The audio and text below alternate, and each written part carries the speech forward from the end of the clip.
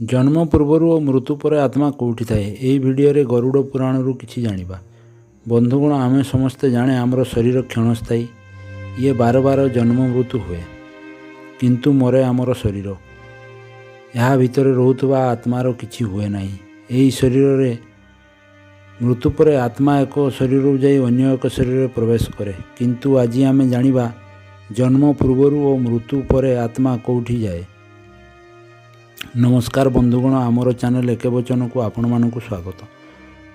बंधुगण, जन्म पूर्वर और मृत्यु पर आत्मा कौटिकी जाए, कौन करे कौन न करे, ए विषय वर्णना हिंदू धर्मर 18 पुराण मध्य गरुड़ पुराणर वर्णना अनुजाई जेबे आत्मा तार शरीर त्याग करे, यही आत्मा को परलोक को नेवाई यमदूत माने प्रथम जगी रही थांती।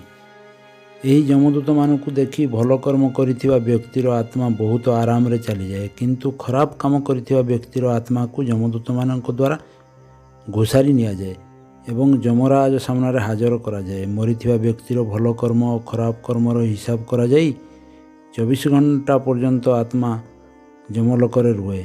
24 घंटा पर आत्मा को यमदूत माने नहीं छाड़ी दियंती, जोठारे तार मृत्यु होई थाए।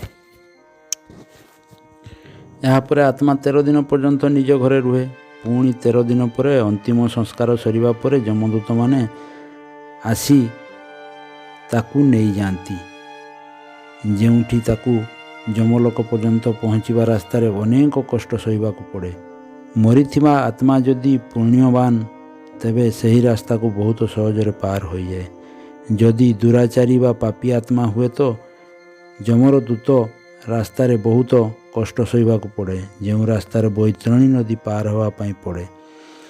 यही नदी दे जीवा पड़े।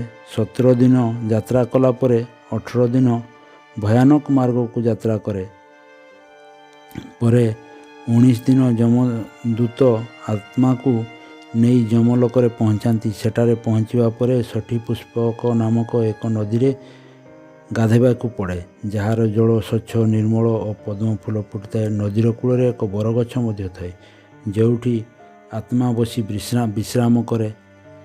तार परिजन द्वारा पिंडदान यही गछ मूल मिले, जोठारे आत्मार शक्ति संचार हुए। नदी पार होगा परे आत्मा यमलोक रे पहुँचे, ताकू यमंक सभार उपस्थित करा जाए, जोठारे ज्ञानी एवं पंडित माने बसी थांती। तो धर्मराज यही आत्मार करा जाइथिबा एवं उपस्थित थिबा ज्ञानी पंडित मानकर सहित विचारक्रमे स्वर्ग बा नरक को पठाई दिया जाए, जोठारे तार कर्मफल ताकू भोगिबाकू पड़े। जेउ आत्मा मोक्ष योग्य ताकू विष्णु लोक को पठाई दिया जाए। जी खराब कर्म करिथाए ताकू मर्त्यमंडल रे एक दिव्य शरीर मिलिथाए, जहाँकि नरक रे मिलिथिबा कष्ट एवं पीड़ा सहिबाकू पड़े। 84 लाख जनी रे जन्म पर पुणी मानव शरीर प्राप्त हुए। तो बंधुगण, ए थिला जन्म एवं मृत्युर किछि कथा। भिडियोटी भल लागिथिले लाइक शेयर सब्सक्राइब करने को अनुरोध। नमस्कार, देखा आग भिडियो।